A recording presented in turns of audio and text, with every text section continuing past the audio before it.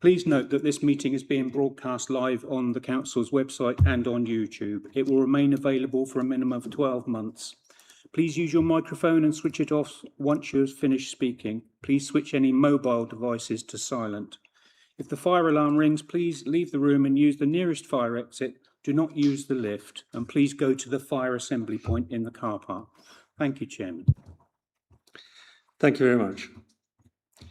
For the benefit of those watching the meeting online, please would members introduce themselves during the meeting, and also any officers called to speak, if you would do so as well, if not already introduced by name.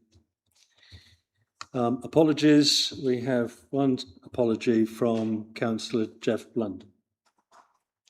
Any others? Possibly Councillor Rackham has apologised. Yes. Right. Okay, thank you. Item 1, minutes. To approve the minutes of the meetings held on the 12th March and 18th of May 2026. Are we agreed? Thank you very much. Item 2, declarations of interests. There are none apparent. If you think there is one when we meet an item, do speak up. You will have that opportunity then. And public participation, there is none. Straight to item 4. Waste Recycling Phase 3 operational update. And it's Liz Mockridge, please. Good evening, all. So, as mentioned, I'm Liz Mockridge. I am the Service Manager for Waste and Transport.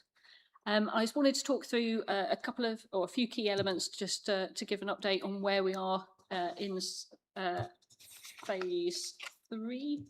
I'm just getting the slides to move. There we go.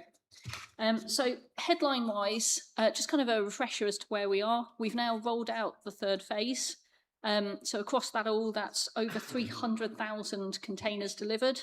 We've now made more than 5.5 million collections on the new service, which is always a big figure to kind of give you a scale of what we're doing every single day. In amongst that all, to deliver that, we've handled more than 22,000 customer services waste inquiries. That's on a huge range of things. And the real key one there is our food waste tonnage. That's the new service in there. And so far, we've collected 3,700 tonnes of food waste. That's a huge amount diverted from the refuse stream. I always add this one in as a little bit of a refresher of the work streams. There's been a huge range of things that we've covered off in amongst it all. We've had the new containers implemented. We've got the new material stream that's in food waste collected for the first time. In amongst it all, we've changed the collection frequencies and collection policies. So this is us moving to a fortnightly collection service. We've moved the collection routes for the crews. So this is the first time we've reviewed these in 14 years. So we've made them much more efficient as we've delivered it out. It has meant a lot of day changes for residents. And there's been some adjustments as we've gone through that as well. We've taken on a large number of new staff to tackle the food waste services. And in amongst it all, we've changed the working practices for the teams. So there's been a lot of contract changes and work on that in the background. We've implemented new back office systems, so introducing the Bartec system. So that is not only changes in the back office, on the website for the residents to use, but also in the vehicles. So we've introduced that in-cab tech that does a huge range of things, including giving crews information on the routes, on the safety elements, and allowing crews to report live information back to the customer service team and to residents if they're using our portal, so they can see how we progress through the collections and get any feedback on any issues. We've also been doing quite a lot of work on the depots, and kind of always throws in as a reminder that Hardley Depot is part of this programme of work. So we've been in there just over a year now. We continue to do some work around Marsh Lane as well to improve some of the facilities there, but we have actually changed all the layout of the site to accommodate more as we've gone through. And we're currently working on Ringwood, which I'll come to in a minute. In amongst it all, we've also had a number of training programmes in place for the crews. So this is on new safe systems of work, on the policies.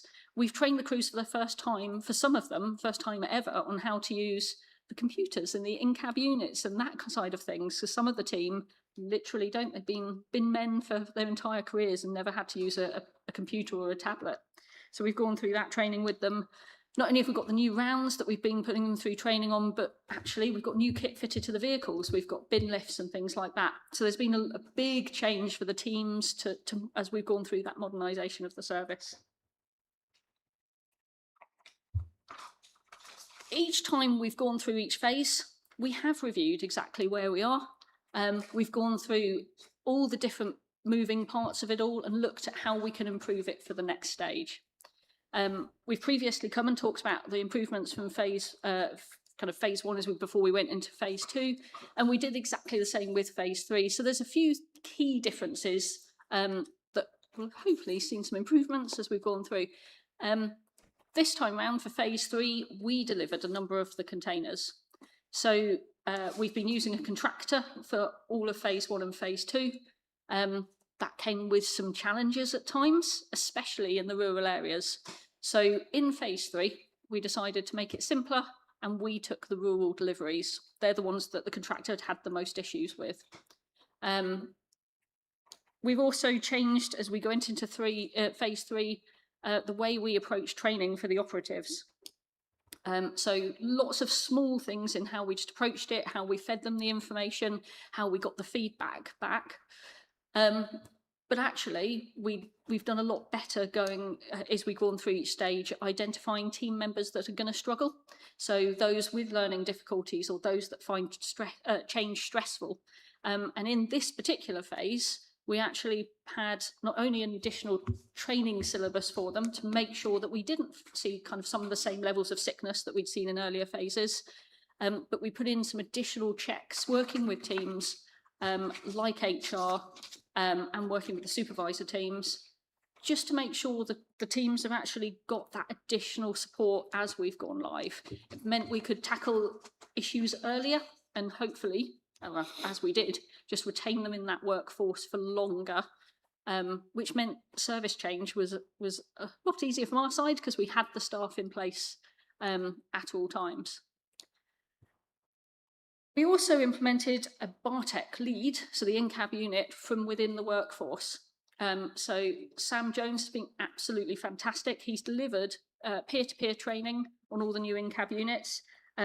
We actually had him out on the rounds, not only doing classroom-based trainings, we had him out on the rounds as well. He's a loader that works for us normally, so he's out operating with the crews, offering advice, and actually it brought a huge range of benefits, including lots of things that he was noticing out on the rounds, going between lots of different crews, and was able to feed directly into the supervisors and able to contribute to that continuous improvement element. Sam continues to work with us. He's back at the moment in Marsh Lane, which is his base depot, but continues to work in that lead training role, and will no doubt be utilised across the rest of the team just to keep on those standards and to keep training new staff that come in.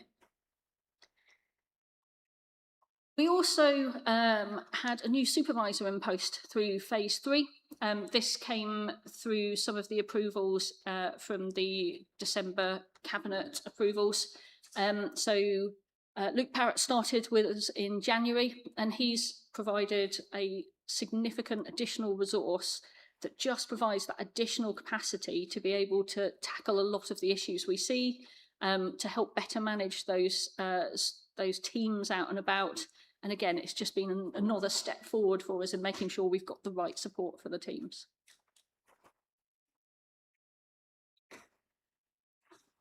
We do have some ongoing work streams, though we've got the big bits out the way, phase 1, 2 and 3. We do have some other elements that are still ongoing or where we're looking at improving what we've done already. As we mentioned, we've looked at the facilities elsewhere, and we've got Ringwood's big piece of work still moving forwards. So the pictures up on the slide there are from about a week and a half ago. So we've got the new facilities in. So for those that don't know Ringwood Depot at the moment, It is effectively a Hampshire County Council car park that we've rented from them for a number of years that had a very grotty porter cabin in it. It wasn't ideal, it's very small, it's very old, and it had lots of challenges amongst the loos, and there was a lack of showers and a lack of anything really. So we have replaced the porter cabins there. The picture at the top is the new building on the outside, and the bottom picture is the kind of central crew area and the inside. This is a massive step forward for us. It's very much appreciated by the crews. ICT are doing some work over the next week or so just to put some all the kit in, and the crews should be using it by the 6th of July. So moving on still, but very close to the end of that, which will be a fantastic step forward for the teams there.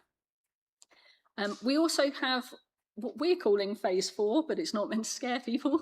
It's not a big rollout phase. Phase 4 is a piece of work where we're reviewing what everything looks like at the moment. The rollout has been depot by depot because operationally it needed to be, because it's very difficult to do all 3 in one hit. What we're now doing is making sure that the work is balanced between the depots where there's opportunities to make things more efficient by sharing work between depots or shifting elements of it between teams. We're doing that now, and the aim is that we're making things more efficient and more reliable. We are acutely aware that there are small pockets where things aren't still working, and as we go, we're still bedding in phase 3, but we're pretty solidly sorted in phase 1 and 2. So to adjust those repeat issues, we're just making sure that we've got the right things in the right places, and that shared work between all the depots allows us to fix that. There are a few other bits that we're looking in amongst it, just as the broader efficiencies, whether or not there's any better ways that we can do things. And there's some pieces of work like the garden waste rounds. We haven't really visited those during phase 1, 2 and 3. So we're going back to do some route optimisation on those. We are aware that they are very imbalanced at the moment. So that should lead to, again, some more improvements on reliabilities, and gets rid of some of the weird and wonderful challenges we've got, like collections in Fording Bridge being completed by the crew that are working out of Marsh Lane. So we'll tackle all of those as we go through. There have been some challenges as we've gone through it, and we'll continue to do so. Immediately before phase 3, we had a supervisor change at Hardley. The team have been absolutely fantastic in accommodating that. The supervisor who led on phase 2 at Ringwood literally came across in the week before phase 3 and took up the reins of that. He is going to remain at Hardley, working with the team there. And so that's a gentleman called Ian Bliss. The senior charge hand that's been at Ringwood for a number of years, Will Hersey, has been successful in taking over the supervisor role at Ringwood. So that's some good stability for the team. We're now in the process of recruiting a senior charge hand to support Will over there. So a little bit of change potentially could have been destabilising for the team, but it's actually been very well dealt with by all the teams, and the supervisors have really stepped up for that. There is a little bit more management change to come. I myself am moving on in a month's time. Again, we've got teams lined up to come in. So we've appointed an interim already for 6 months as a starting point to ensure there's stability for the team. And they will be starting in 2 weeks' time, I think it is. So potential challenges to come, but we're working as a board team to make sure everybody's supported, and we're making sure there's no gaps in that as well.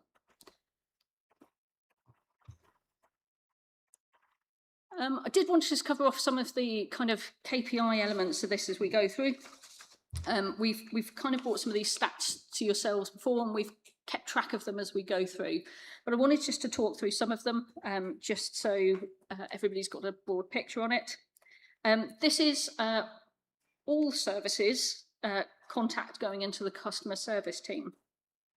So This will include some of the figures from elections calls and council tax calls and things that will have been coming in this same window, as well as the waste. We've compared phase 1, as that was the more challenging one, with phase 3 here. So the dark columns are phase 1 and the green columns are phase 3. By changing a lot of the processes in the back end, we've better handled and better signposted the comms coming in into more manageable work streams, with, of course, the training enhancements the teams have gone in through to hopefully stop some of those return calls coming in.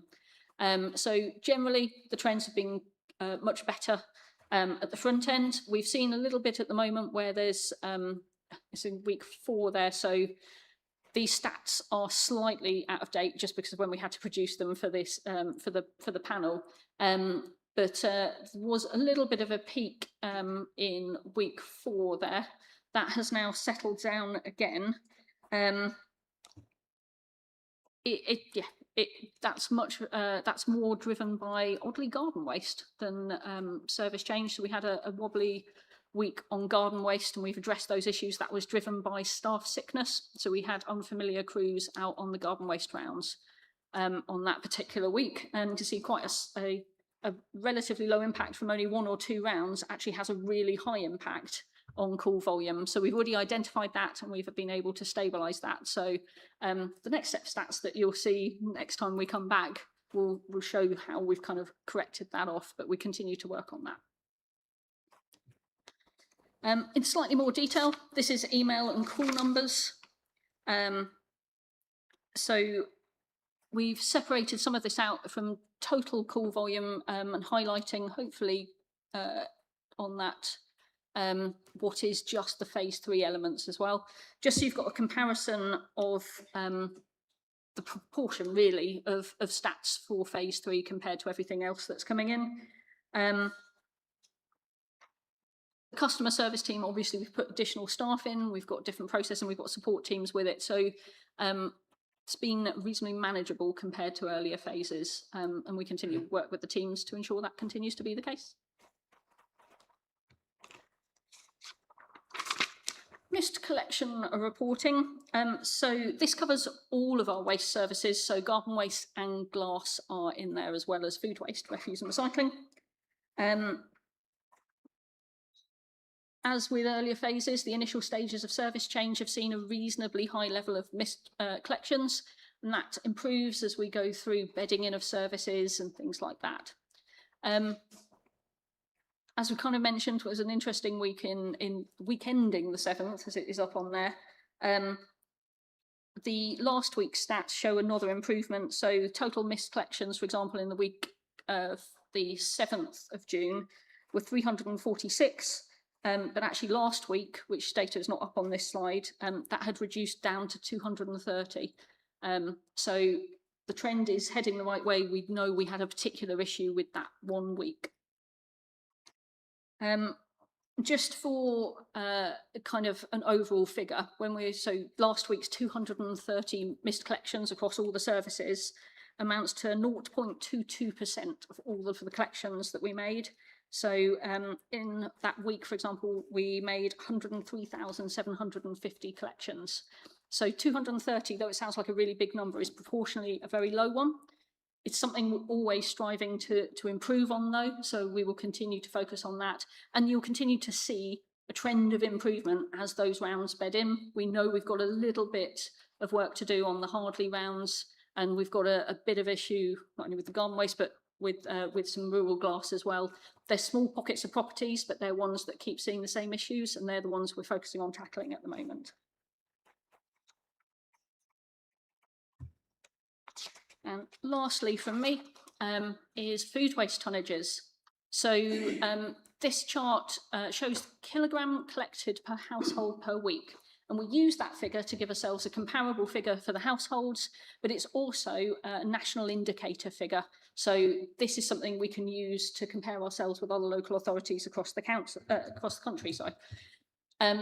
So the national average sits around 1.5 kilo per household. So when we introduce the services, it will normally sit higher and then reduce down as people recognise they're producing more food waste than they might want to.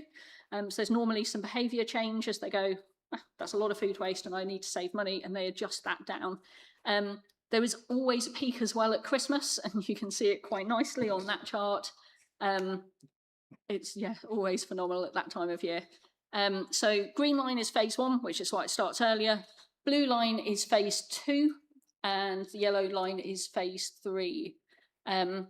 Some interesting differences between them, and a lot of that's driven by demographics of the different areas. So where you see more families in particular areas, you'll normally see higher levels of food waste than areas where there's lots of single people or there's an elderly population. So there's some interesting trends that we'll see coming out of it. That said, phase 1 is nicely settled down on that. Phase 2 continues to decrease. There's an odd anomaly, which I've not yet worked out why over the last couple of weeks. But phase 2 continues to head in the right direction, so heading down to that kind of average of 1.5 kilo per household.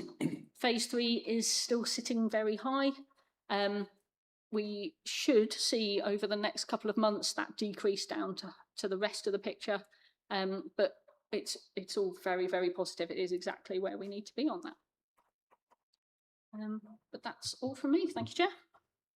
Thank you, Liz, very much. It's a good report, full of positives.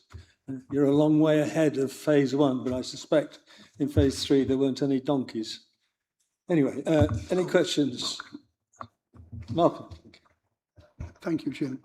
Councillor Malcolm Wade from phase 3 area, I didn't actually know. And as I said yesterday when I saw you and Chris, I thank you for all the emails I've been sending from my residents who are having the odd problem. Because as well as the situation in phase 3 is obviously a lot better than phases 1 and 2, the problems are slightly different. And I have 2 current ones, which would be interesting to get a verbal response to. Now, we put out a regulation that for private roads and tracks, the wheelie bin and the food waste has got to be put at the end of the road, hasn't it? And the resident puts it there and then takes it back. Well, in Dibden Purlieu, we have a road called the Garth. The Garth is a very small road, not much bigger than this council, but probably a bit big. Probably from the end of the council chamber to the end of that wall over there. Some 3 big houses. Now we go and collect the garden waste from the resident's property and we return the wheelie bin to the resident's property. But the other waste has to be collected from the end of the road.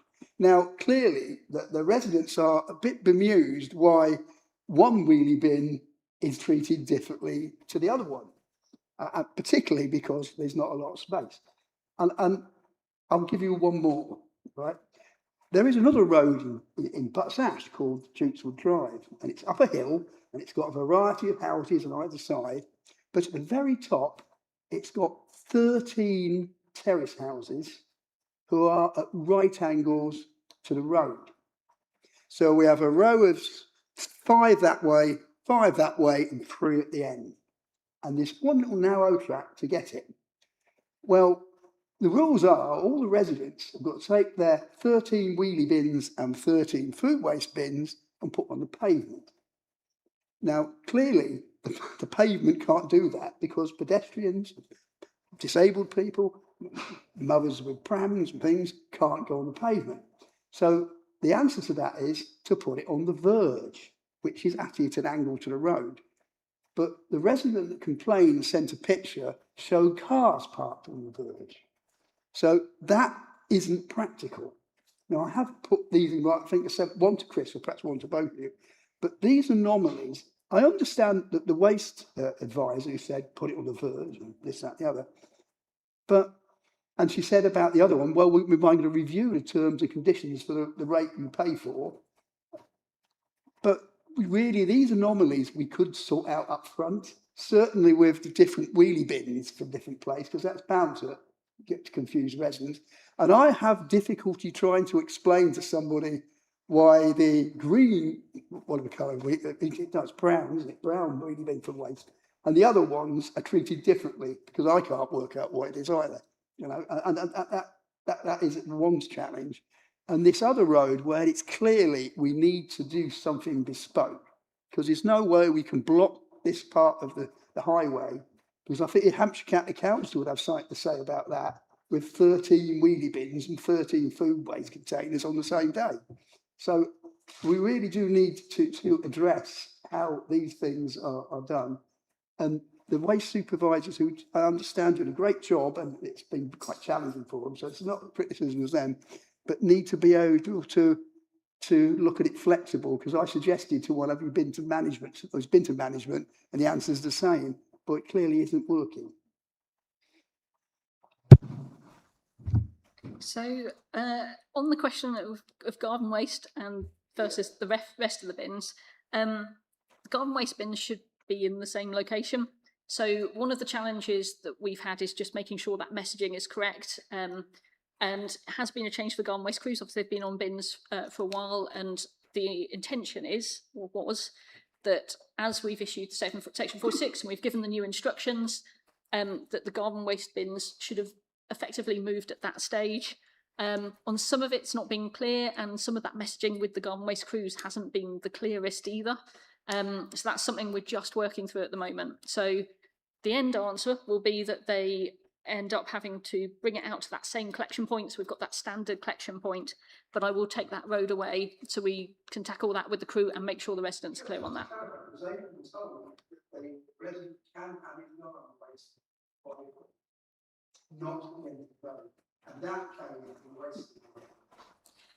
That shouldn't have been the advice, so I will pick that one up. Because they said terms and conditions are under review, but we haven't. When we review it, I'll let you know. That should so not, should there's clearly advice, a difference of how this is working between what you think it's working. Right, so that's what you need to perhaps look at that. I'll forward the email to you as well as Chris. Yeah, please do. And that second one as well, I'll pick up, and it's something we'll have to look at with the supervisory team to make sure it does work. There will always be odd ones, which we do need to review separately. The waste advisors will take a very hard line initially, and that's just to make sure the messaging is consistent. But I will chase back to find who they've escalated it to that's made that kind of same call. But yeah, we deal with some of them on a case-by-case basis to make sure it works efficiently and doesn't disrupt residents. Okay, thank you. Thank you, Malcolm. I've a list here, so next is Adam.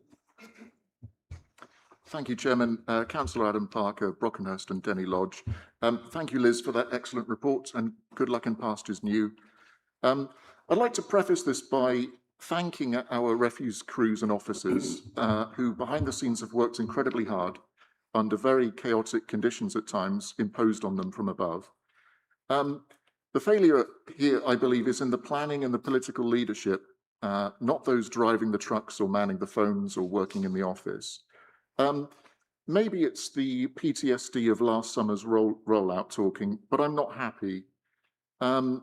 Reading the operational waste report before us tonight, one might assume that everything is going really well. I am thrilled that the missed collections percentage is apparently dramatically down now. That's really good.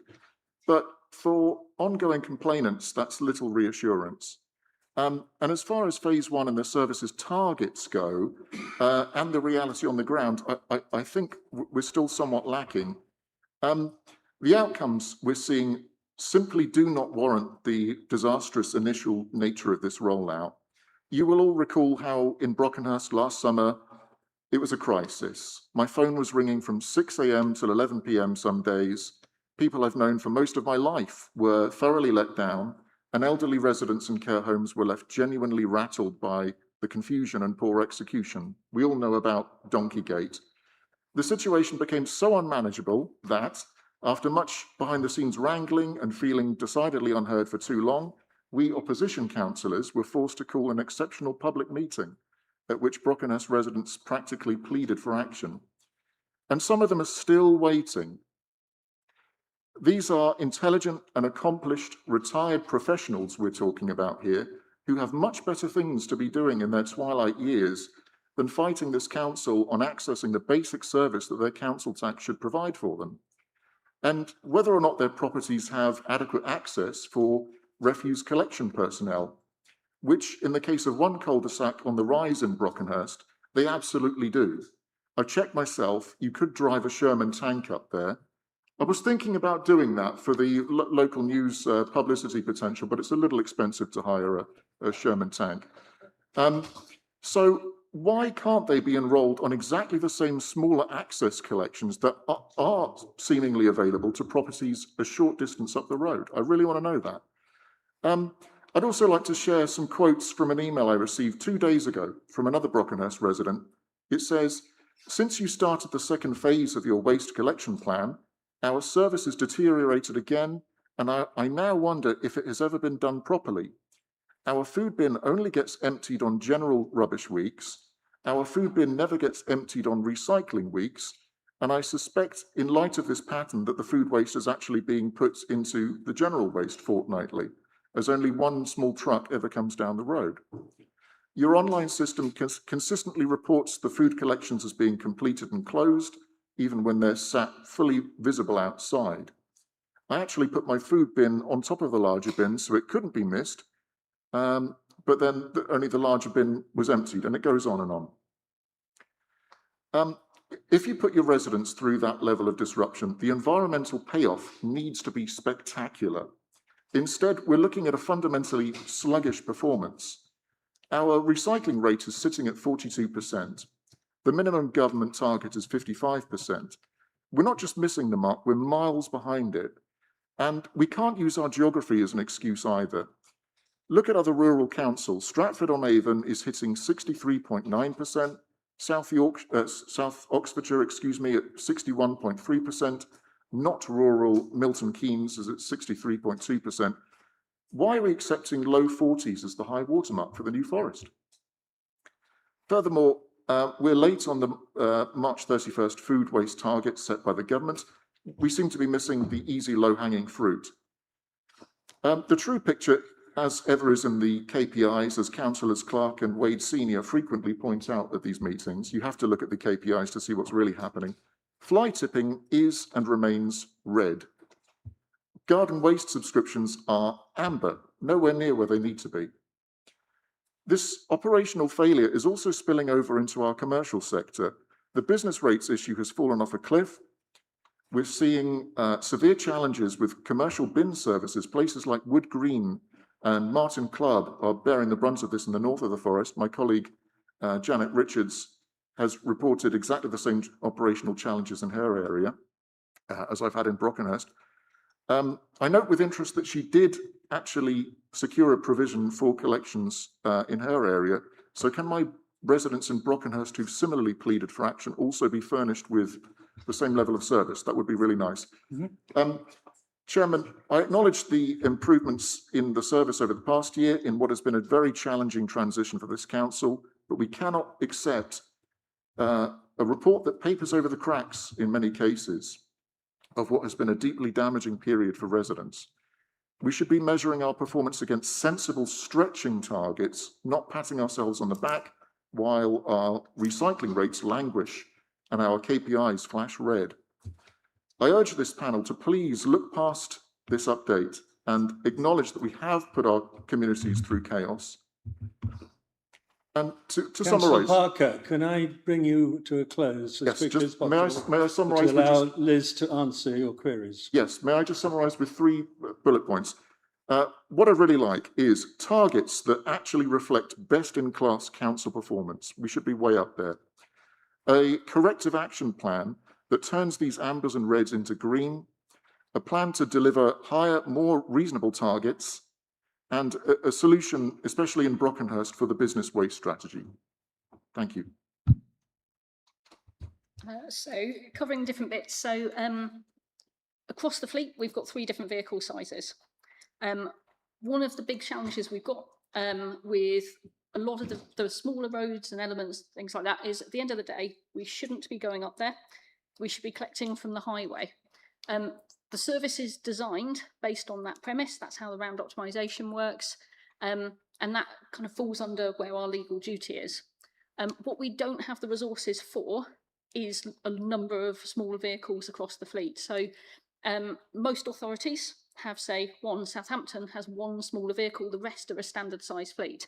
We've got, because of the nature of the area, we've got a much greater provision on that, but it comes at a phenomenal cost. So instead of a 26-ton vehicle, which might do, say, 1,000 properties a day, a small and narrow access vehicle only does about 150. So this is where the cost of the service far outweighs even the income from the council tax across any of the service, the income that any of the services would be getting. So there is, this is again why it's in the Environmental Protection Act that we don't necessarily need to go up all these narrow access elements because of the sheer cost, and it just balances some of that. So what we have to do is prioritise for that smaller vehicle fleet where they go, and where we have to go, obviously we send them up there, and then where we can go, we do, but that doesn't allow us to go up anywhere, which is why we're going through this process, and we're continuing to work through it to look at what we should be and shouldn't be going up there, and making sure the collection points are in the right place, so we're best utilising that fleet. And Brockenhurst is one of those areas that's got a large number of private roads, and that's where we've been working through these. And it is a case-by-case assessment. Some of those that we can go up, we will, but others we either can't, or it is a challenge to do efficiently and effectively and maintain that whole wide service to everybody. A lot of the service disruption we've seen is on that smaller vehicle fleet. It is pushed to its absolute limits. And where we've had the round changes and we've had more resource, where we've got some more challenging assisted collections coming on, we've had to prioritise the private roads we go up with the more challenging assisted collections to ensure that we're able to provide the service to the most vulnerable people. And that's part of it. It's quite a difficult balance from the service, and that's kind of how we've had to prioritise some of them to make sure we've got the right vehicles going to the right places. The second phase, disrupting some of the collections in those narrow access areas, food waste, I'd need to go and have a look at why, because that should be completely unrelated. So the food waste crews are entirely different to the refuse and recycling crews, and the refuse and recycling crews are the same people. So one week they'll do refuse, and the next week they go back and do recycling.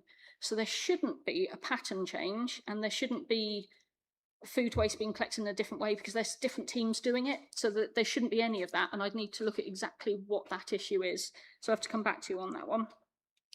Recycling rate is one of the challenges. One of the challenges we've got is the provision of disposal arrangements by Hampshire.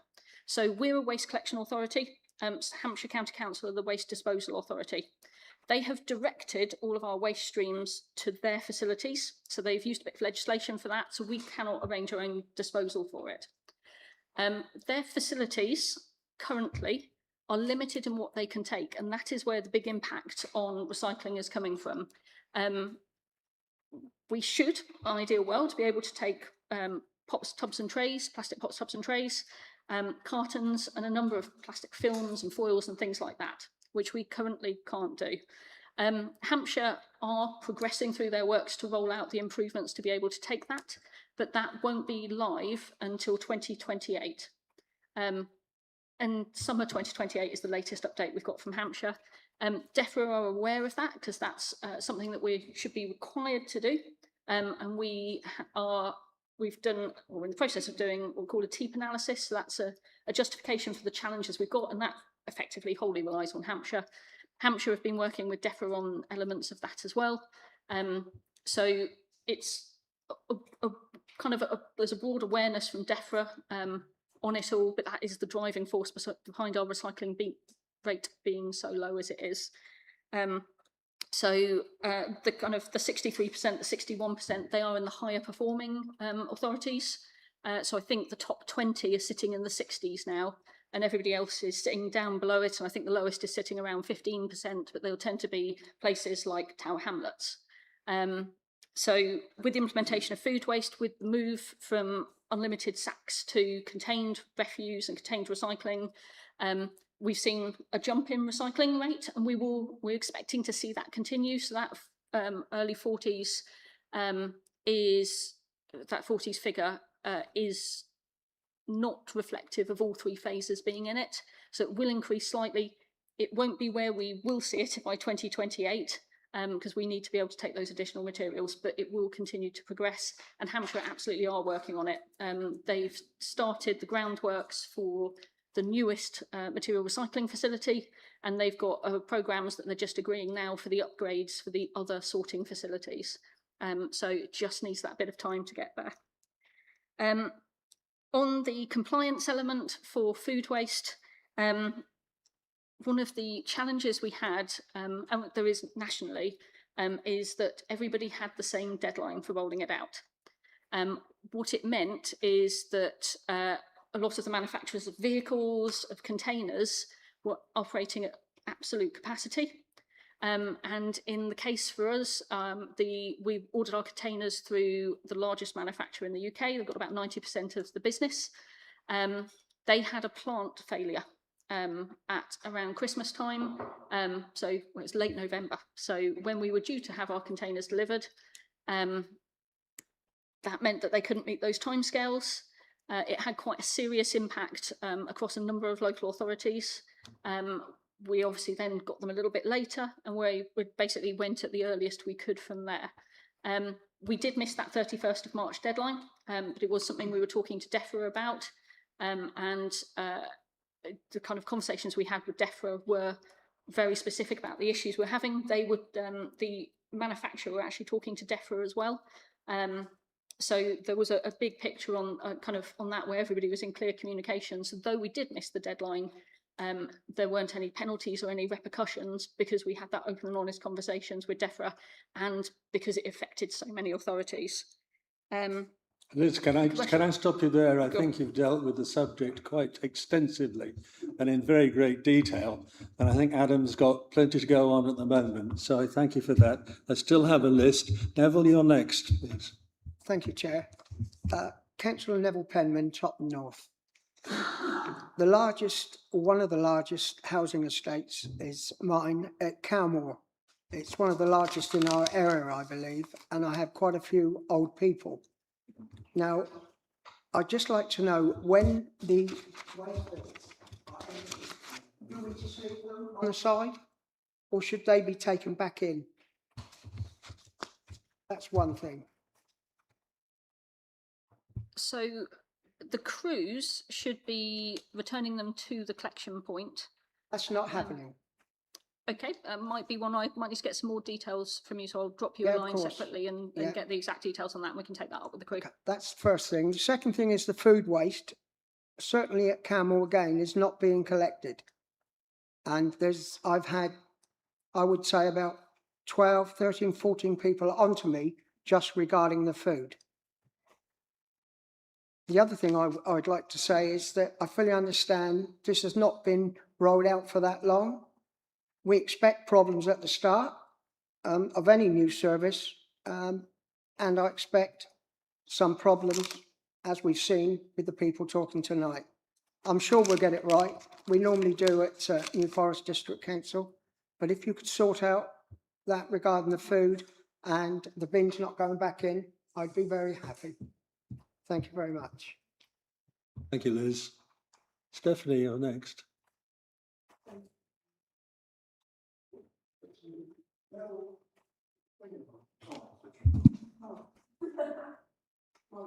We don't listen to you, Steph.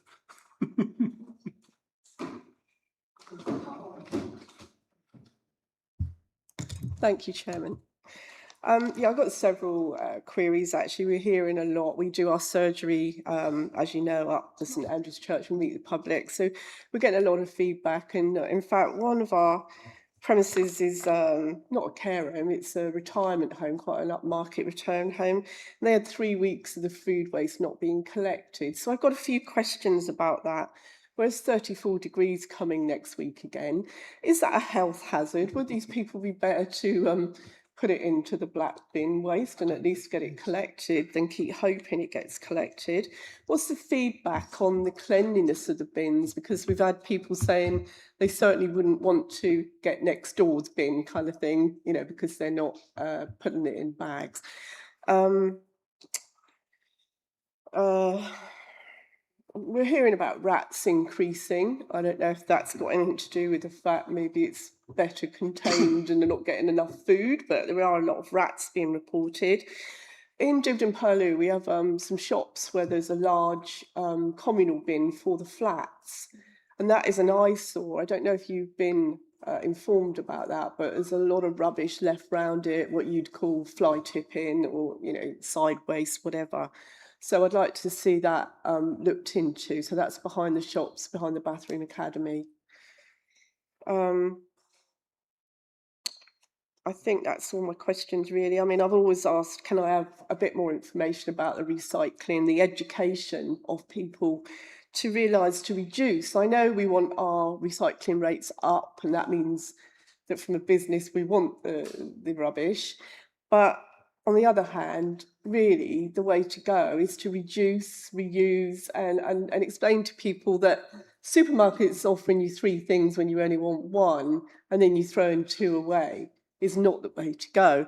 I think my mantra is, why is the council picking up the bill when really the supermarkets need to be doing a lot more? I think there's more packaging, not less. Thank you.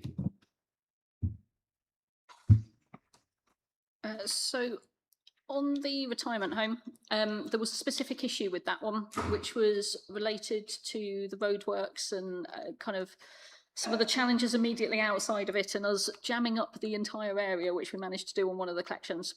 So we've now we've got an agreement in place with the teams doing the work outside, with a specific time where we can get in, and basically there's some coordination with the roadworks, so we don't sit in the middle and block all of the traffic each way, and just basically be able to get in and sort it a little bit easier. So that issue should now be fixed, and I don't believe there've been any issues with it today, because I think their collection day is a Thursday. So they for 3 weeks, surely it is.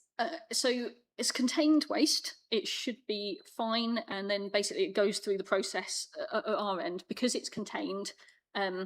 It reduces all of that risk element there.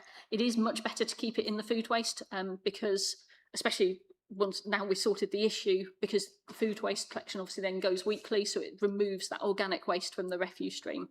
So I would always recommend it that way around, put it into the food waste. On the cleanliness of bins, we've not had any issues raised. We do always encourage people to line the refuse bins and the food waste caddies. It just makes it nicer for them and for the crews. But there's not been any concerns raised. For the crew operation, they wear PPE, they wear the gloves, they've got the cleaning equipment with them anyway. So if the bin is a little bit disgusting, it's not a safety issue for the crews. It's more about residents and having it something that's nice for them to use rather than horrible. Yeah, it's a bit of a hose job to do that one. On rats, we've not had anything reported. In fact, actually, kind of industry-wide, the containers should reduce kind of that opportunity, just because sacks are much easier for them to access and come with those own challenges. The communal bin element will take away, and I'll pass that on to waste advisors to tackle. And then on the education programme, we'll continue to look at that. So we're in the process of just planning some comms for the longer term as to how we keep that messaging up. But separately, there is some work on the circular economy elements that, through central government legislation, that look at bringing various industries in, including the supermarkets and teams like that. So we've got hopefully, with the work the government are doing, a better approach nationally for waste reduction and for kind of prepping things for reuse and for recycling as we go through.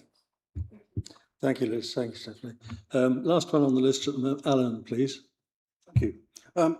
Going back to Councillor Parker's problems, it amazes me that everywhere, little villages right across the forest, the programme works 99% of the time. Go to Brockenhurst, where we have exactly the same system, although you did have an unofficial opposition meeting about it. That seems to be the information that the New Forest District Council is putting out there seems to be being misunderstood. So I think we've got more of a problem of interpretation of what the rules of what you're supposed to be doing than there are mistakes being made by our crew. Thank you.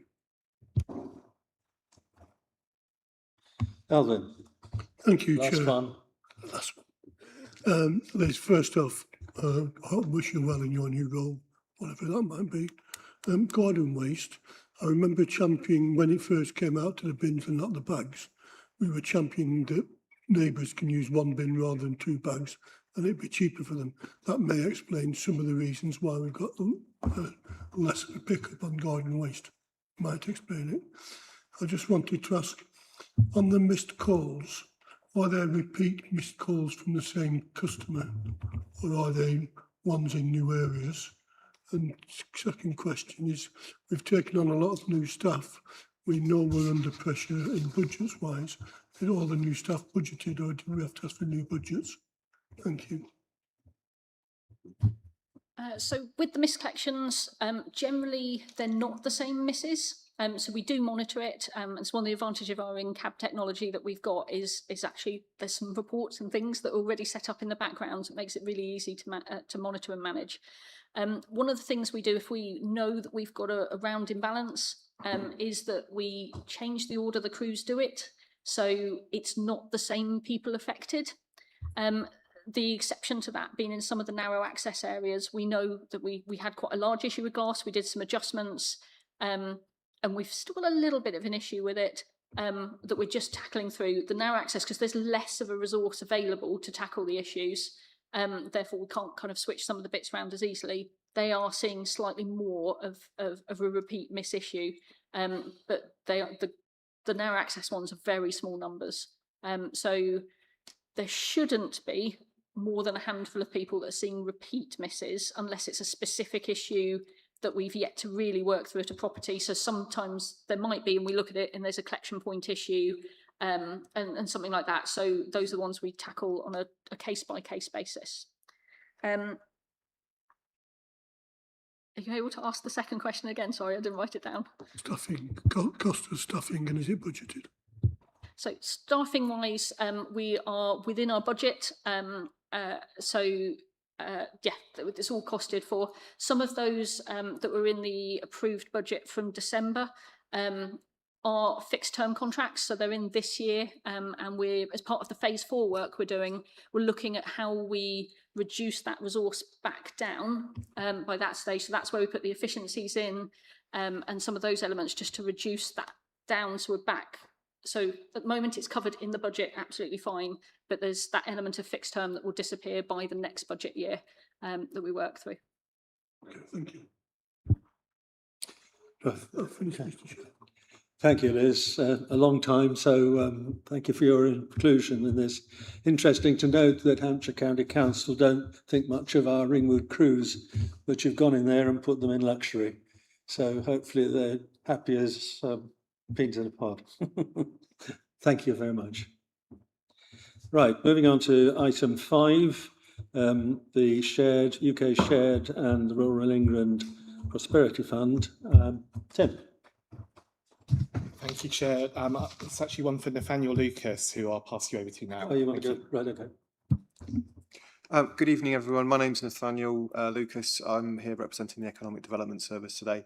I'm not going to run through the report in detail. I'm just going to provide some of the highlights of it, and then obviously happy to take some questions at the end.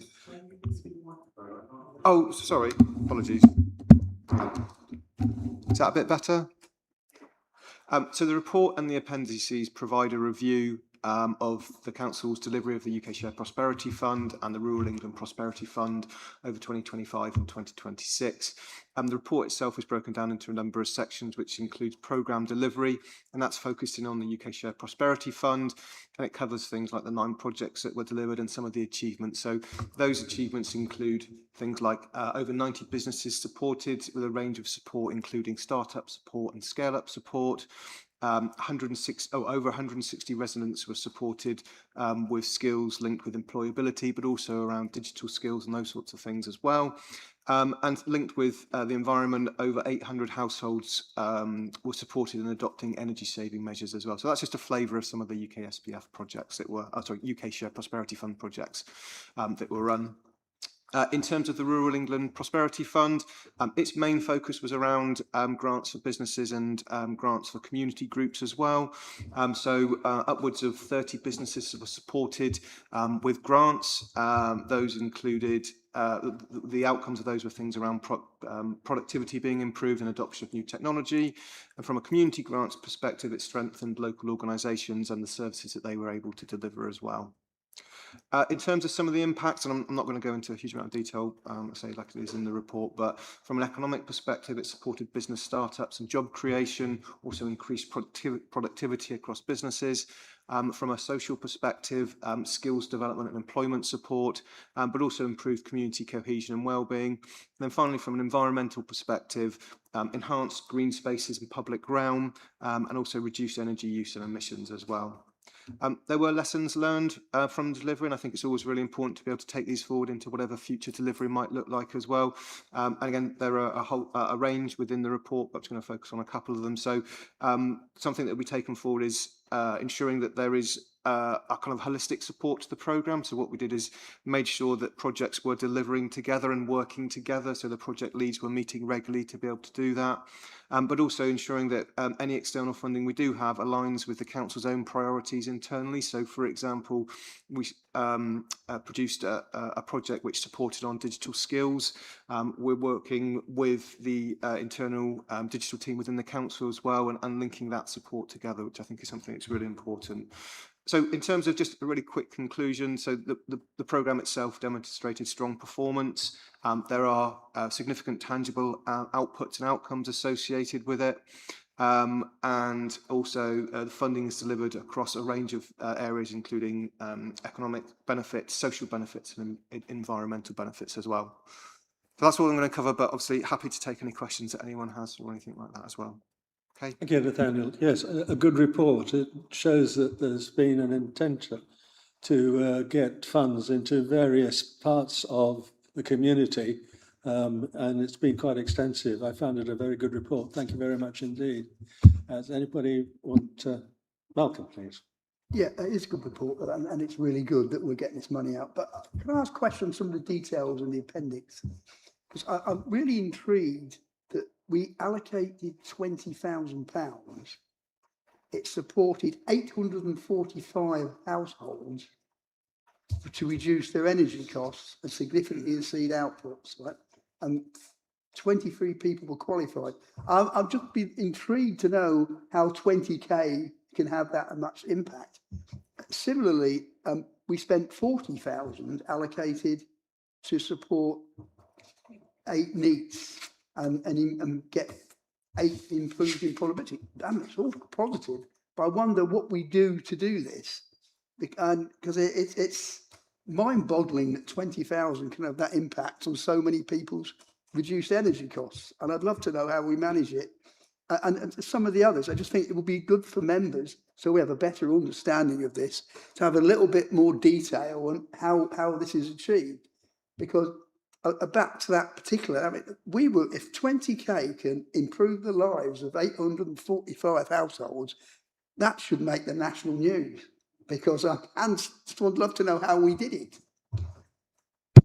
Sure. So in terms of the New Forest Heat Programme, it's a continuation from the previous year's project, and that support is delivered in terms of educating those individuals. And actually, it talks about in the appendix the creation of volunteers. So the programme not only goes around to be able to talk to householders and those sorts of things, to be able to educate them on the ways to be able to save money through their energy bills, but also through the volunteers. So what that does is it exponentially increases the reach. So those volunteers are then able to go out to be able to meet with householders, residents, and so on and so forth. So it's using that revenue funding to be able to support training, to be able to increase the reach of it. So that's how that's achieved.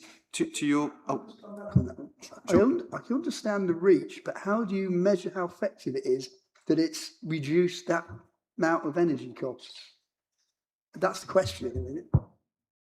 So, sorry, that is back on now. So in terms of how you measure the cost, so there is an example within the case study. So there was one particular resident who basically had a extraordinarily high energy bill. The volunteers and the individuals went there over probably 2 or 3 weeks to support that individual, to be able to educate them. So there were really simple things that don't cost any money, such as heating the person rather than the space around it.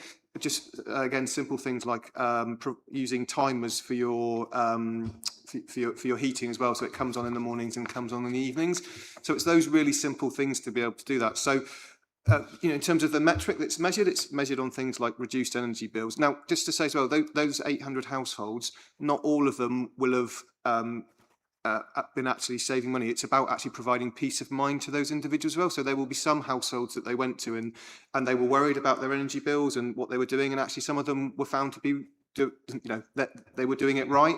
So some of those individuals, those 800 households, were saving money. Some of them were given peace of mind that actually what they were doing was correct as well.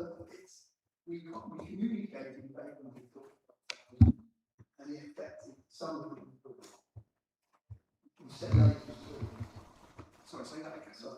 We communicated with 845 households, and some of them, like the example you quoted, improved, but not all of them necessarily.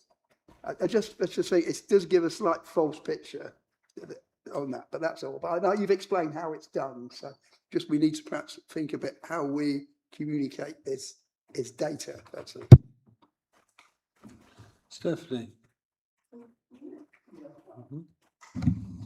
Oh, thank you. Yeah, it's good to meet you. We're really interested in all your projects, obviously. I used to be a teacher and delivered, to the NEET groups and also education other than at school. So I'm really interested to know where is it? What's the venue of where you are? So so there was a previous question about NEETs as well. So if I just respond to that first of all, so the cost of the NEETs programme is the number of NEETs. It was set up like that to be able to address firstly the complexity of their needs.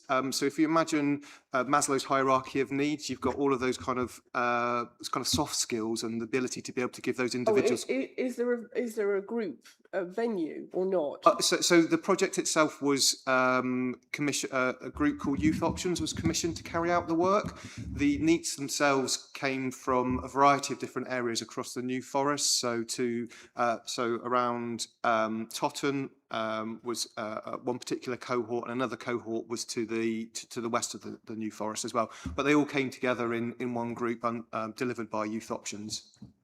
Okay, thank you. I'm just really interested in that. We used to do it from the Phoenix and Highwood referral units. I'm happy to provide you some more detail after this. I can prop some information in terms of Totton College. I used to do a big group from Totton College as well. Right. Thank you, Nathaniel. Thank you very much. I said it's a good report. Peter. Councillor Peter Armstrong. I had the privilege of going to the New Forest show this morning, the business show, and it was interesting talking to one of the businesses that happened to have one of the grants. To get some of their product done, they had to get 10,000 of them. He said the machine that we have part funded and the other funding they found from the business newsletter, which we sent out for another funder to make up the amount. So that was really good news from the New Forest.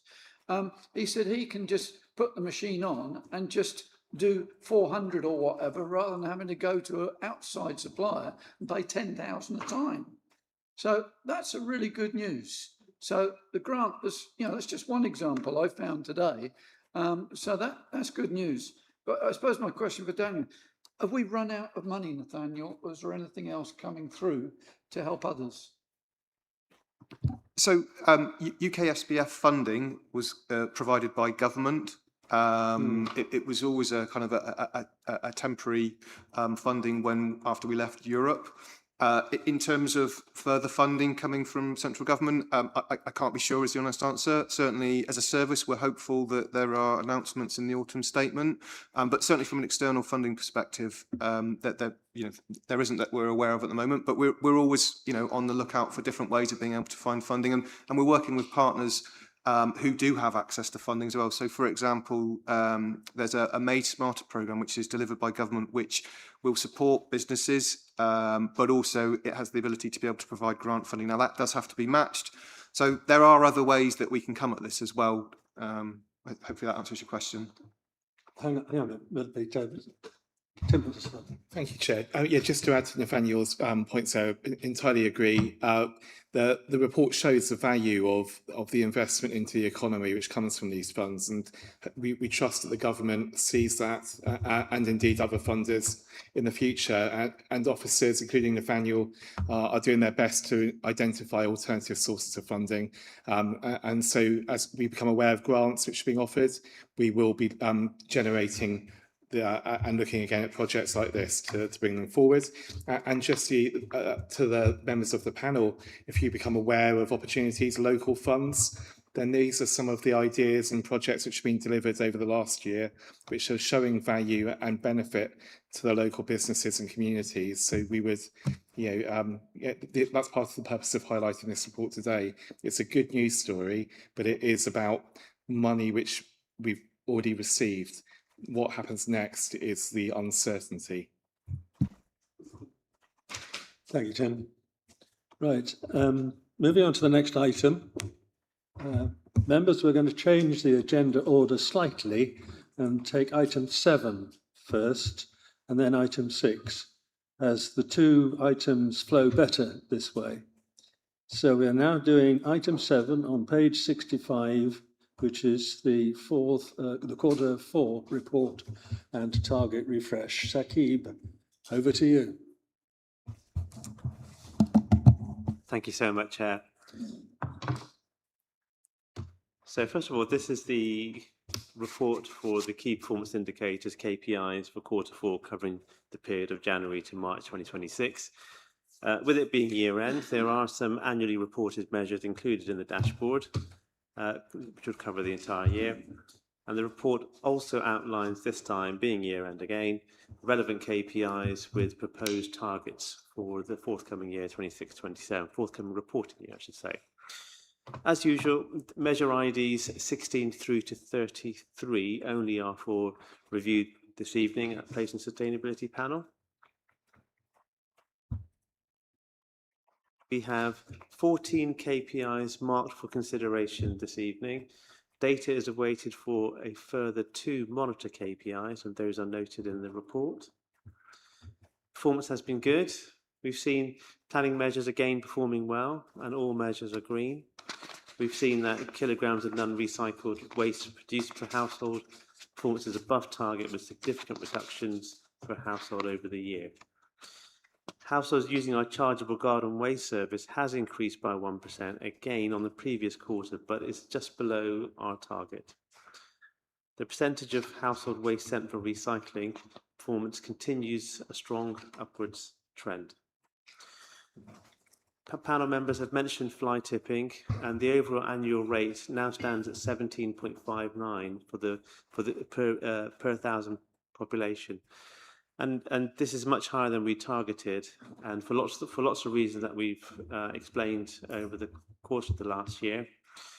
It's been largely influenced, I think, by the higher incident levels earlier in the year. And you'll remember quarter 1 and quarter 2 reporting, we came back with very high numbers. There's been lots of activity and lots of insight reports that have been coming back to panel over the year that have explained some of those correlations and what we think was happening. We understand that there wasn't necessarily a correlation mapped out between the waste rollout, i.e.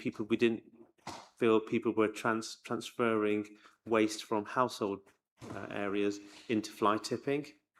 So we didn't see that pattern of behaviour, and also with garden waste, we didn't see an increase in garden waste becoming fly tipped rather than disposed of in a sensible way. We did find that over the year that there was particular behavioural patterns that we've seen at bring sites, for example, and we came back to panel earlier in the year with some detailed information as to how bring sites have been used, and we've seen numbers falling at the bring sites. So certainly the latter part of the reporting year has seen better numbers than the former. However, those high numbers early on in the year have meant we've come in red at the end of the year. Just to wrap up the KPIs, I'll just make note of the employment rate percentage of working age adults has increased on the last reported value. Although employment rates have increased, the number below the living wage has also increased for this monitor KPI. So those are interesting numbers for us to know. They're mentioned in our dashboard because they are reflective of the issues that some of our residents will feel, but not necessarily directly under our control. So that's my update on the dashboard. I'll just move on quickly to the target refresh. So some of our measures will require a new target for 26-27, and in some cases we've seen some really good performance, and that's brought about a renewed baseline position, and that's necessitated consideration to a new target. So the panel is asked again to consider the proposed targets in the report, again for measure IDs 16 through to 33. A lot of work has taken place behind the scenes to build the detailed rationale, and all of that is not necessarily presented within the summary that you have in your report, but please understand that all of that would have been informed by historical trends, supporting national data where we have it, and really, crucially, I think, developed in alignment with our own local priorities and our aspirations. Stretch targets have been proposed for waste and recycling, where we see positive trends stepping into this year. And a number of proposals have been submitted for fly tipping targets, and these are being considered by the service so that we have targets that are appropriately challenging and reflect the patterns we have seen more recently. So those are still due for consideration. So just on the dashboard and the target refresh, I'll be happy to take questions there. Thank you.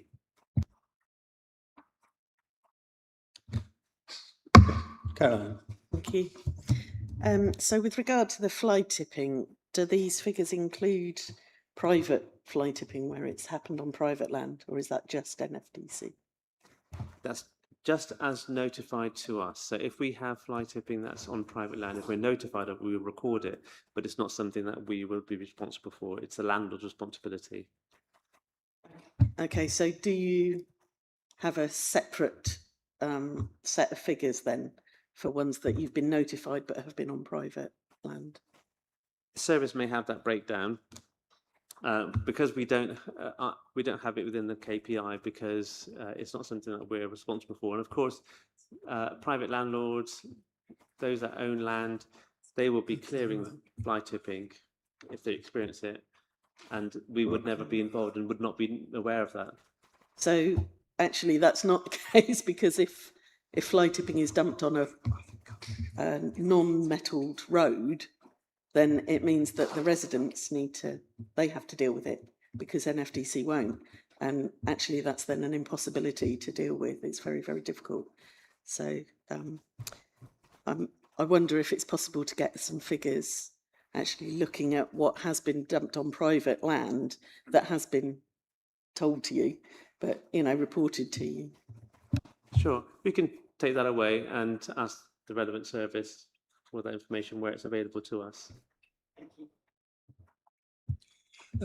Councillor Titt, would you like to say a word? Thank you, Chairman. KPI 20, which is about the total outstanding net dwelling supply, as set out in our development plan. I feel that one is no longer relevant as our plan is now out of date. And there are national indicators that would be more relevant to our needs, I feel. So could this KPI be removed and replaced with something that's more relevant? Thank you. I think that would be entirely appropriate and something that we could weave into the target refresh exercise as it makes its way to Cabinet. Mm-hmm. Tim. Chair, just come in there. I think that's an appropriate way forward. The development plan, as we know it, the local plan, is now out of date. The housing figures which members will be aware of are the national housing need for the New Forest are a much higher figure than that set out in the local plan. And there is a national figure for calculating our housing delivery called the housing delivery test, actually, that it might be appropriate to include as a replacement, but officers can take that away. Thank you. Peter. Councillor Peter Armstrong, really some things about fly tipping. Got a few questions, so bear with me. The first one is, how many people have we prosecuted? How many people are going through a prosecution in the last year?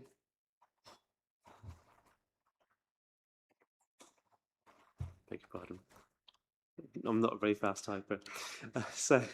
I don't have the prosecution numbers with me to hand, but I can certainly pass that on to the service and get them to come back to you with further details.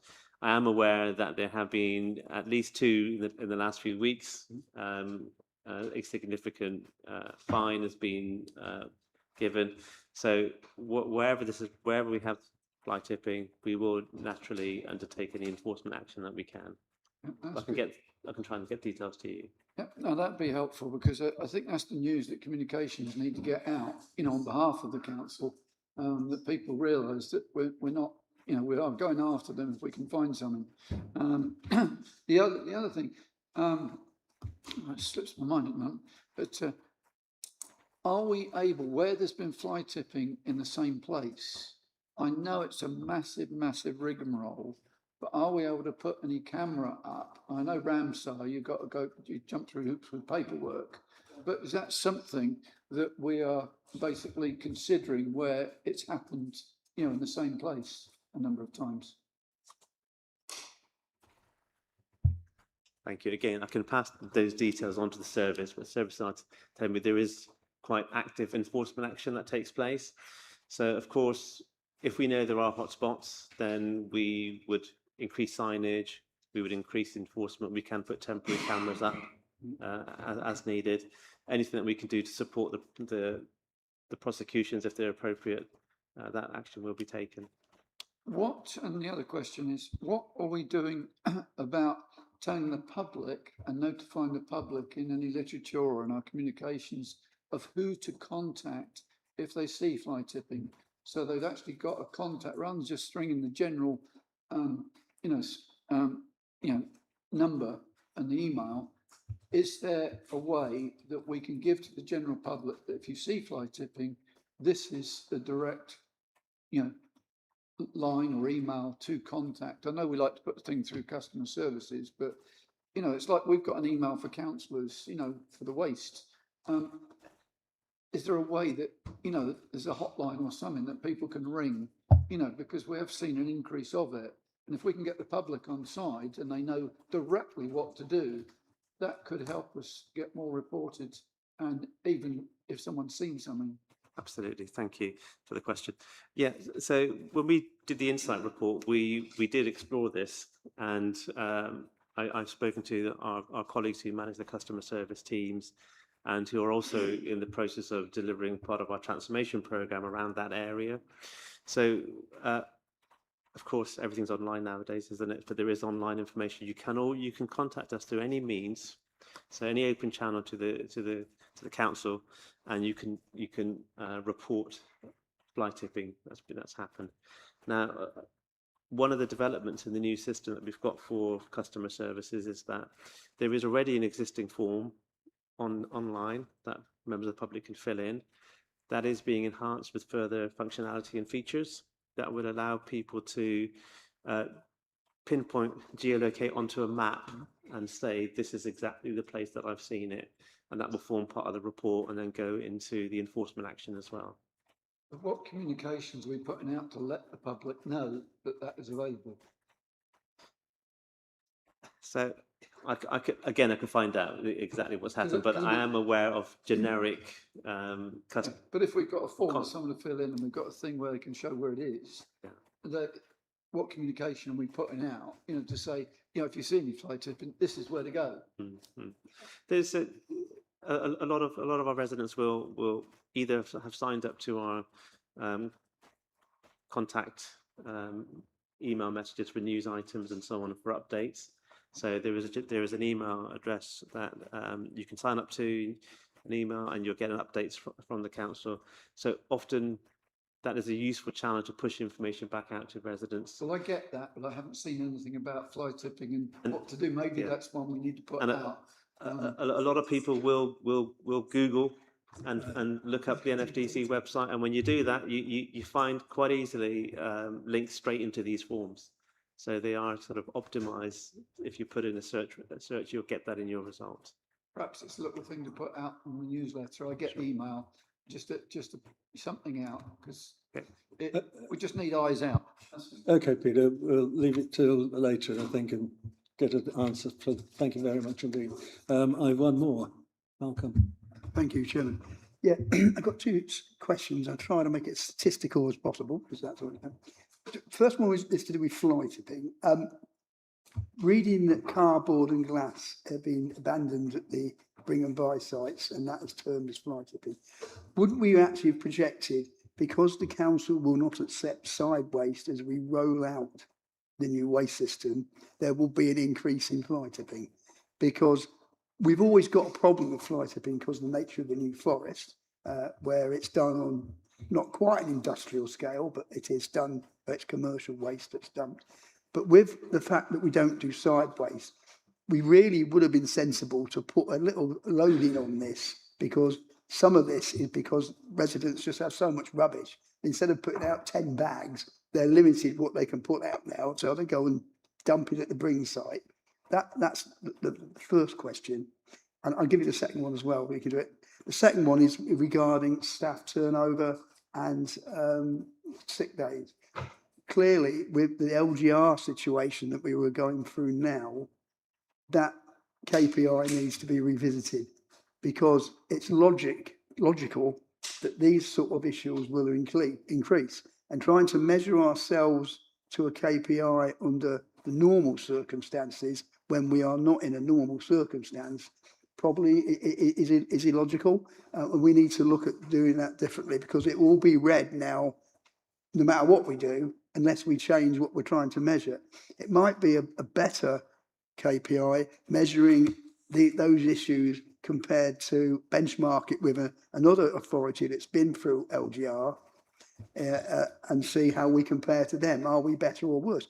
I'd like to think we'd be better, hopefully, but that would be more meaningful than just looking at in the current climate, the current situation, if you know what I mean. Okay, thank you for the question. So with fly tipping, we've already done a lot of analysis and provided insight reports to panels previously. And just to sort of remind ourselves, when we looked at the fly tipping incident, yes, it's very difficult. And when we think of fly tipping, we're thinking about a tipper truck loading something in a lay-by somewhere. And I think in the previous report, I brought along examples of the types of fly tipping that we were finding at bring sites, and individual items. Very difficult to disentangle one set of items from another set of items. So often those things are counted as two. They may have been brought by one person, and we're not seeing a huge sort of influx of tippers coming in and unloading large commercial industrial waste. We feel that we are collating these sensibly. We understand the hotspots. We spoke in the insight report last time about actually our crews are well aware of the hotspots and will often go out early morning and try and pick up anything that's come in. We've had a massive education piece at a lot of the bring sites, increased signage, and we've seen the net result of that has been that fly tipping instances at bring sites have reduced over the last financial year. It does present us with that bit of an enigma now as to what do we do with that target. So we've seen quite big fluctuations. It's gone up all of a sudden. Actually, we've seen very good behavioural changes through the education and signage.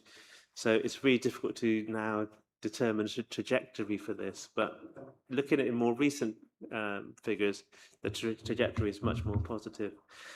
Going to staff turnover and sickness, again, the thing with these measures is it's to find that benchmark of a similar authority undergoing a similar experience to us, which is always quite difficult. We tend to lean towards industry averages. We've aligned the definitions for these measures to fit with the reports that would normally be going through HR committee, so that recording convention will be the same. And staff turnover, we are now proposing to do this on a quarterly basis as opposed to an annual basis, so we'll get more realistic figures. Right. Thank you, Yakib. There's just one more question. Alvin. Good afternoon. Just to help you out on fly tipping, while we've been talking, I've gone onto the NFDC website, put in fly tipping, and it's come up with what fly tipping is, report fly tipping. So it's there as soon as you put in fly tipping in the search engine. That's doing your job for you, mate. Right, thank you, everybody. I think that's fairly straightforward. Can I refer members, please, to Stephanie?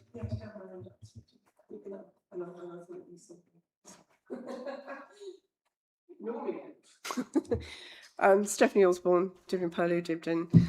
I wanted to say, Chairman, can I reiterate that we are hearing from a lot of people, as we said about the staff that we're employing, that are still struggling with IT, filling in forms online, all the logins and passwords and things like that. So I think we do need to keep our phone line, which also we could see on the graph was still quite well used. And going to fly tipping, really that needs to be reported a bit quicker than probably filling in online. So that was just my point. Okay, thank you, Stephanie. We'll be taken on board. Okay, I think that's everybody.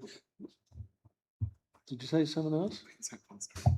So, Sakib.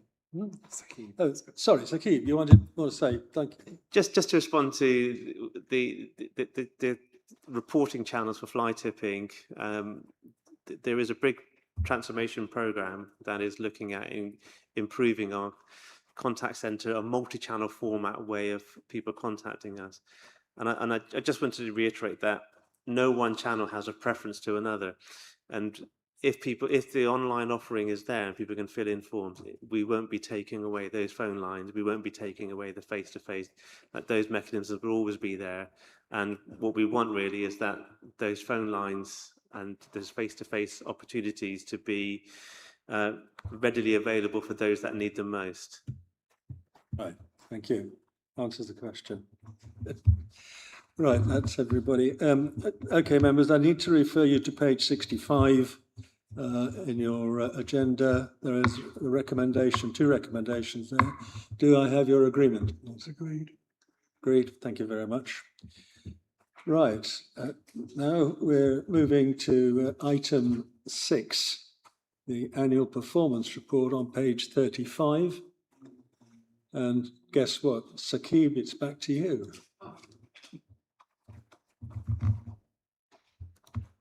I don't know if I should apologise at that point, but yes, back to me.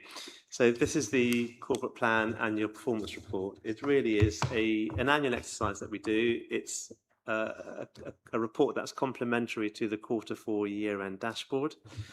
So it outlines the key achievements and performance highlights aligned with our corporate plan priority areas covered across the whole entire year. It provides a retrospective overview of key performance activities during the last financial year. As I say, it's complementary to the quarterly dashboard updates, whereas the dashboard is a set of headlines and measures against targets. The annual performance report offers a year-end summary enriched with more detail, more narrative, more contextual narrative from across our service. So it's the stories really behind the headline figures that you see regularly on the dashboard. Happy to take any questions on that. Thank you. Any questions? Peter. Councillor Peter Armstrong, again. I see we've replaced some of the old Glasgow green bins with some more substantial square ones, which are bigger. Are we, I know we've had grants for that and everything, looking at the improvements we're making. Are we planning to roll out a few more of those?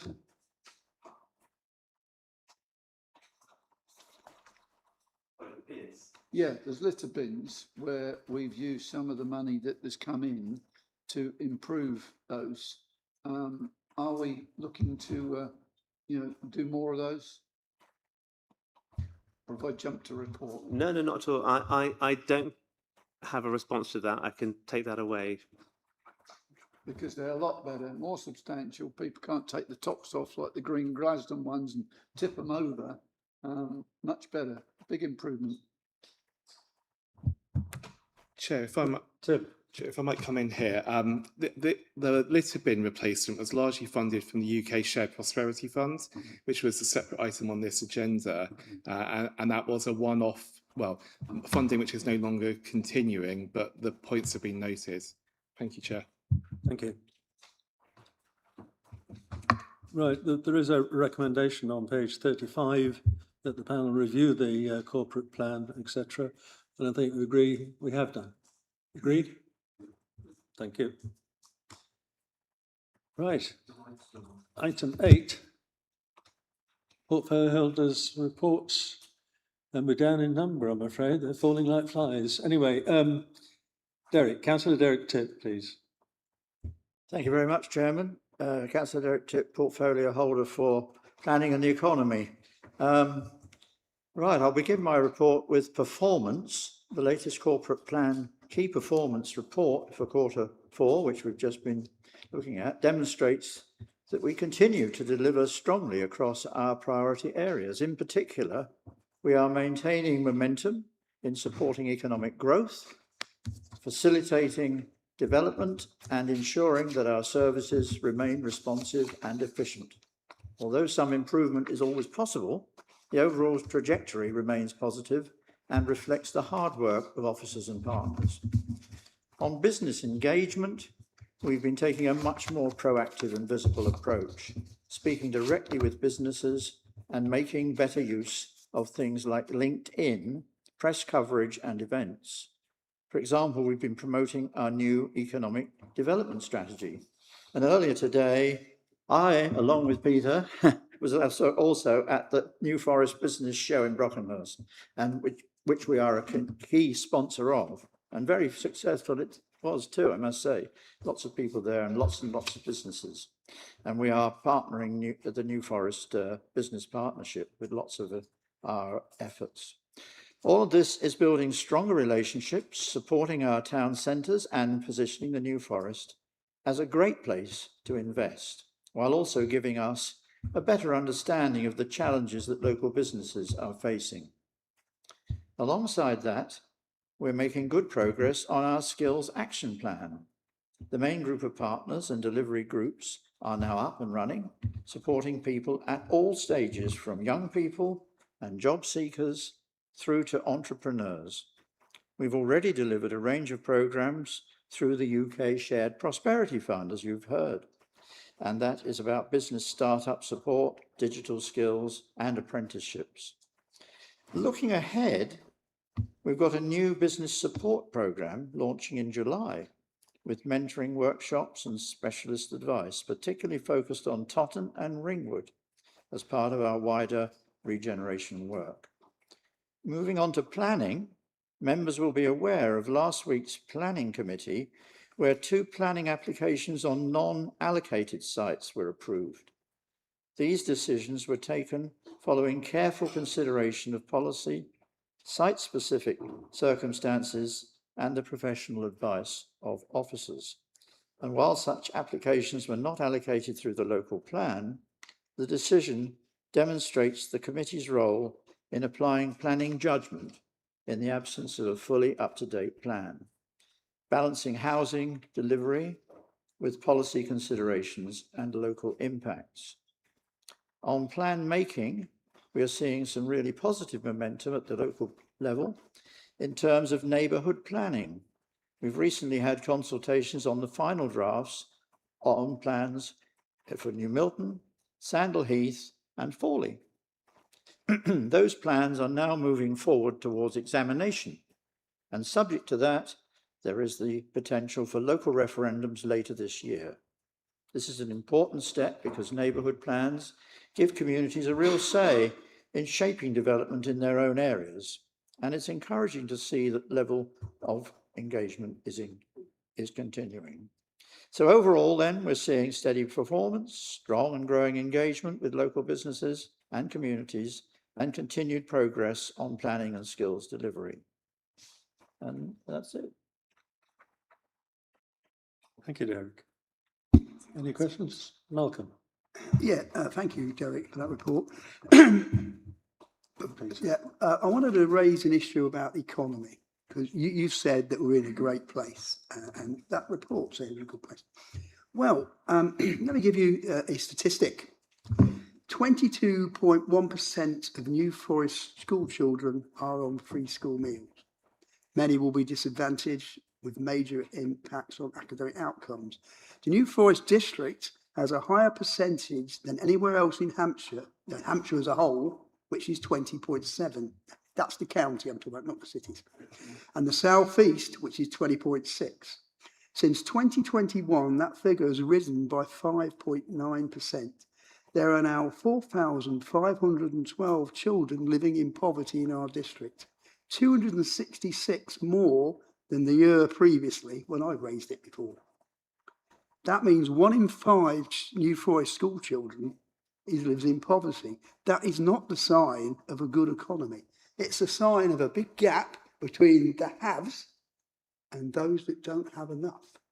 But that does not say the district is economy. We have pockets of deprivation equal of any 10% in the country. And before we pat ourselves on the back, we need to come down to earth and say, this isn't right. The 1 in 5 New Forest school children is on free school meals. That means the family lives in poverty. They can tick the box to get them.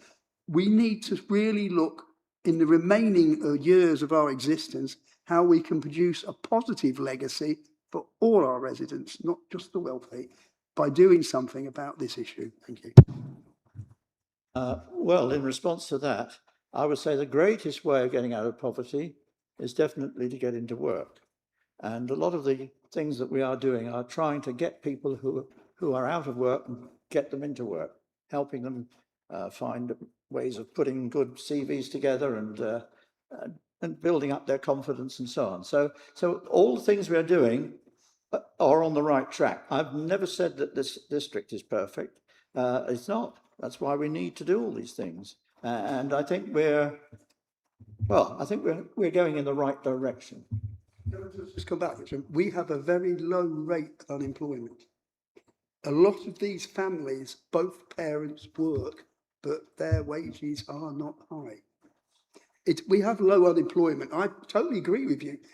There is in the nation as a whole higher unemployment than is necessary, and we should work to get people back to work. I totally agree with that. But in this district, that isn't the case. We have a low rate of unemployment, a low rate of people charging unemployment benefit. So it's not as straightforward as that. It's more complex, and we need to look at it. I completely agree. It is very complex. And we're trying to bring in better paid jobs. We want to encourage firms to come into the forest. Good encouragement to get better firms who will give better pay, and this will help. I mean, there's no magic bullet, I agree.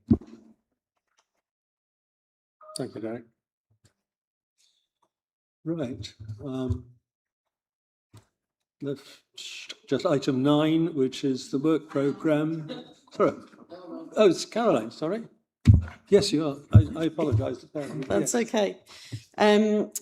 Because I'm aware we're looking at an economic plan for Totton, obviously, and Ringwood, and I wondered how you're going to work out the baseline and what figures you have for economic growth at the moment in our district.